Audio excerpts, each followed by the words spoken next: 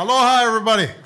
Please, everybody have a seat if you got a chair, and if you don't sit down. It is so good to be back home. Thank you, Kealoha, for the beautiful introduction. I want to thank so many people who are here who helped make this amazing event possible, and we could not be more proud of the work that people like Kealoha are doing to advance the amazing legacy and traditions and culture of Native Hawaiians. I want to acknowledge a few extraordinary public servants who are with us here today. Mr. Governor, thank you so much for gracing us with your presence, and you're welcome. Senator Schatz is here, Representative Gabbard, as well as Mayor Caldwell. Please give them a big round of applause. We are grateful to them. I am very glad that we could bring the Obama Foundation programming here to Hawaii, and we are grateful to be partnering with the University of Hawaiʻi, which, as some of you may know, has been pretty important to my family over the years. Basically, I wouldn't exist were it not for the University of Hawaii.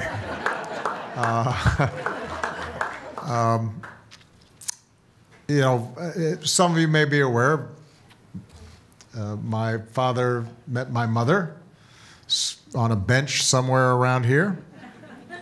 You know, my mother went to school here. She made some of her best friends here. She met Maya's father here. There is rumors that I was born about a mile from here. I have a birth certificate. I cannot vouch for the fact that I was born here because I was very small at the time. But people, people who were there say it's true.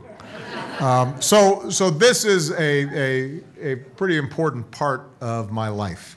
And I could not be happier to see the young leaders that were here coming to the East-West Center.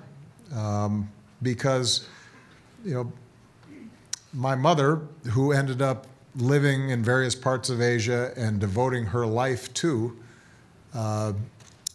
development issues in Asia, particularly for women, always used East-West Center as sort of a base, as a connector to the work that she was doing. And I think she would be so proud to see the continuation of the sorts of advocacy and work that's being done by these remarkable young leaders here. So I feel sort of her spirit hovering in the place. I'm grateful to be working with David Lassner and Richard and so many other good people from these two great Hawaii institutions. Now, as many of you know, when I left the presidency, I had to make a decision about how to focus my time and energy other than golf and writing my book, which is obviously somewhat overshadowed by, you know, somebody who just like kind of knocked it out really quick, and then the rest is history. And with so many problems around the world, I realized that there were a lot of causes I cared deeply about. As somebody who was born and raised in Hawaii, the idea that we are not being proper stewards of our planet and our oceans and the air that we breathe, that troubles me. As somebody who devoted my life and my work to providing opportunity to all people and not just some, the growing inequalities that we see in our society is something that I care deeply about. As somebody who benefited from a great education, The idea that some children don't get those same opportunities is something that that I care deeply about. As the commander-in-chief of the largest military on earth, seeing the devastation of war and conflict and its effects on ordinary people, and wanting to create a world in which we're not so divided around tribe and race and people who are narrowly obsessed with power, exploiting their populations. Those are things I want to put an end to. So I had no shortage of causes that I wanted to work on. But the one thing that I felt very deeply was that the single most important thing I could do, and Michelle feels the same way about her mission in the years to come, the single most important thing we could do was to make sure that we were helping the next generation of leaders make the changes that this world needs, that we were empowering the folks who are coming behind us so that they had the platform, the opportunity to channel the amazing energy and passion and imagination in order to bring a whole new set of eyes and ideas and possibilities to the world. Because oftentimes, frankly, people ask, oh, Barack, we miss you. Oh, why isn't Michelle running? And we always say to people, I won't say we, I'm getting old, I got gray hair. And one of the challenges we have in this world is people clinging on to power instead of seeing the power in other people. So it's no secret that we live in complicated times, and in many countries our politics has become ugly and divisive, and social media amplifies our differences more than it lifts up those things that we share. Too many people are falling behind. The natural environment is suffering, in some cases, irreversible damage. So it can be hard to figure out where to start, but I can tell you, traveling throughout the United States and traveling around the world, whenever I meet young people who are already making a difference, I'm inspired. And I'm confident about the future. And our theory, as a consequence, about the Obama Foundation is very simple. If we can get these young people together and give them more tools and give them more resources, shine a spotlight on the work that they're doing, help them scale success, help them learn from their failures, connect them to each other so that they can learn from each other and the whole becomes greater than the sum of its parts. If we can do all that, they will change the world. They will transform and solve the problems that we face. But we've got to want to see them succeed and invest in them in ways that frankly, we don't always do. Most of the problems that we face in the world, we face not because we don't have good technical solutions. We know how to educate poor children. We know how to fix the environment. We know how to provide economic opportunity to communities that have fallen behind. What prevents us from implementing those ideas is a lack of human organization, a lack of leadership. And when I say leadership, I don't just mean some politician up top, although that's important. But I also mean people at the grassroots, people at the local levels who are able to inspire and motivate and mobilize communities to effectuate the changes that need to take place. So we have a deficit of leadership, and we need new blood. And at the Obama Foundation, although we're just getting started, we've already seen results. And I'll just give you a couple of examples. Last summer in South Africa, we brought together 200 extraordinary young leaders from across the continent, 50 countries, men and women who have already demonstrated promise in public service and civil society and private sectors. And they got a chance to meet with people like Kofi Annan and Gracia Michel and entrepreneurs from Silicon Valley and health experts, all of whom exchanged ideas with them and gave them support, and they learned from each other, because in many cases this is the first time that they were ever broken out of their isolation and seen people who were doing the kind of work that they were doing. And what's amazing about the result is not only are they still working with us at the foundation, but they stayed in touch with each other. And they're now learning from each other and exchanging best practices and testing ideas with each other and, and supporting each other in ways that will result, as they rise in their respective fields, in a whole new generation on an entire continent that is connected and shares a vision of what's possible. So they're combating corruption, they're fighting poverty, they're increasing access to health care, they're defending press freedoms, they're educating other young people. And 10 years, 20 years, 30 years, when they are now national and global leaders and powerful advocates and successful entrepreneurs, they are going to have,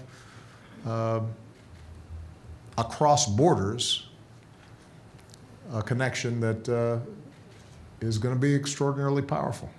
And I mention this example because we want to do the same thing in the Asia-Pacific region, in Latin America, in North America.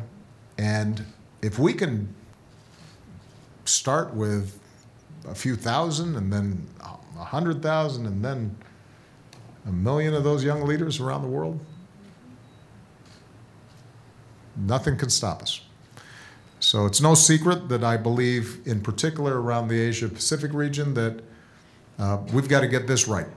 A lot of the world's future depends on how the Asia-Pacific region does.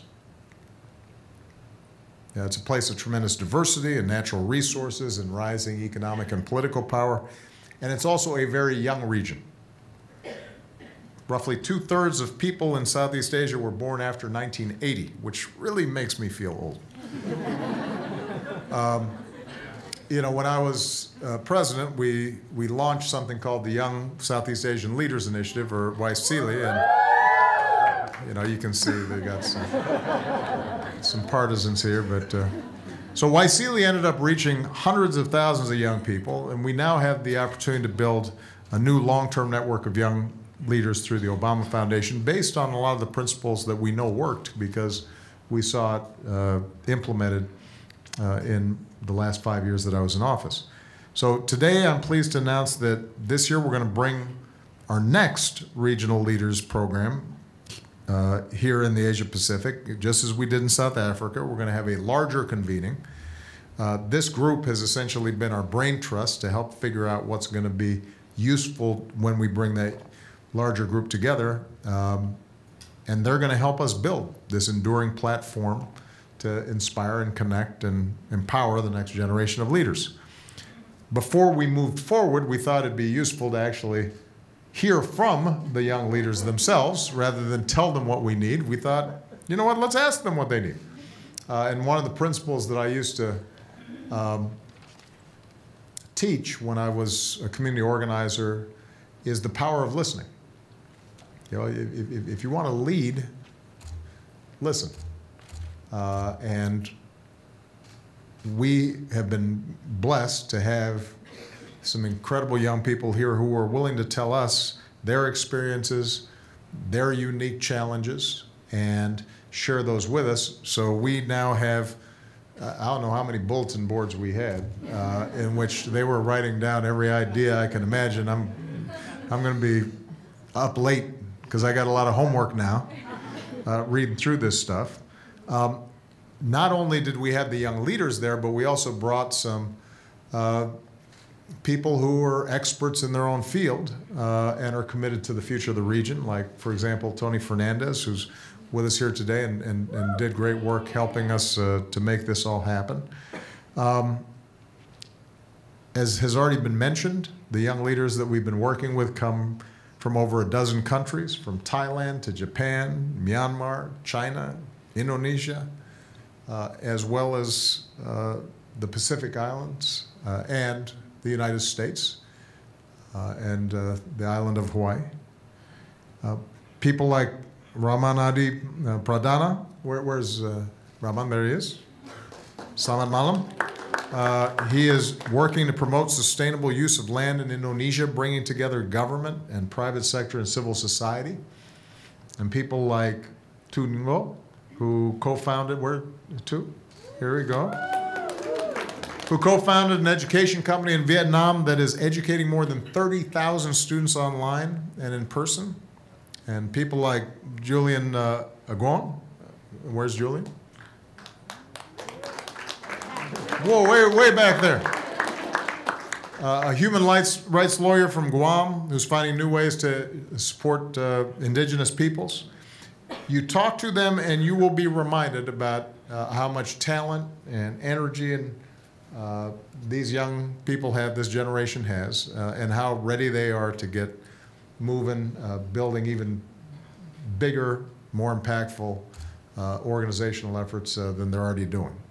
And I've also heard more than once from them about the value of connecting to one another, how they're sharing ideas, making relationships, and building the type of movements that can move the world forward. So these are the folks who are going to make changes, but they're just a tip of the iceberg, because there are a lot more folks out there who are ready to do the same. Now, part of what we're going to be trying to do with the Obama Foundation is also, though, to promote a values-based approach to leadership development, because we believe that real leadership involves dialogue and inclusion and tolerance and a commitment to human dignity. That if you don't get that right, whatever technical solutions you come up with are going to end up failing. And if you want to be a leader, then you better have those kinds of ideas in place. And that, by the way, is another good reason why we're in Hawaii. You know, growing up here, I experienced firsthand how people from different backgrounds can learn from one another and work together to create a thriving community. Hawaii also taught me not to get too high or too low based on the given moment. Just kind of chill. To try to stay focused on doing what's right and thinking about the long term,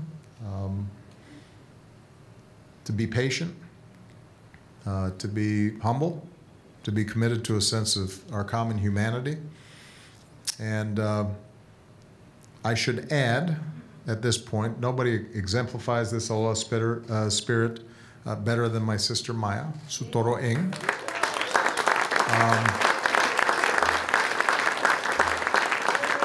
You know, she's taught at the university for a long time. She was willing to help us build this program and showcase this place that we love.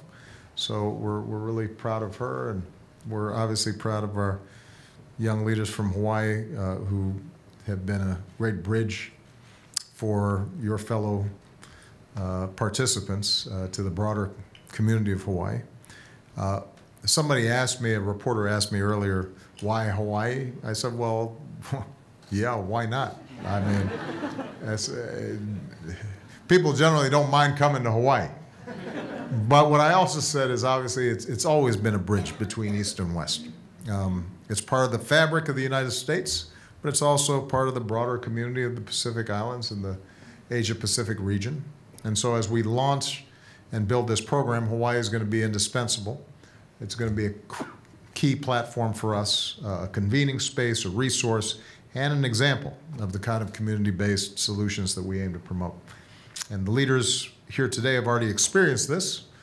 I understand yesterday you guys went to the Mānoa Heritage Center to get a better understanding of Hawaiian culture, and you learned from local experts and Navigator Nainoa Thompson, and you were hosted by middle and high school students, right, from various communities here in Hawaii. And you got a chance to look up at those magnificent mountains and share a Hawaiian dinner. And hopefully that made you reflect a little bit about your own cultures and your own communities.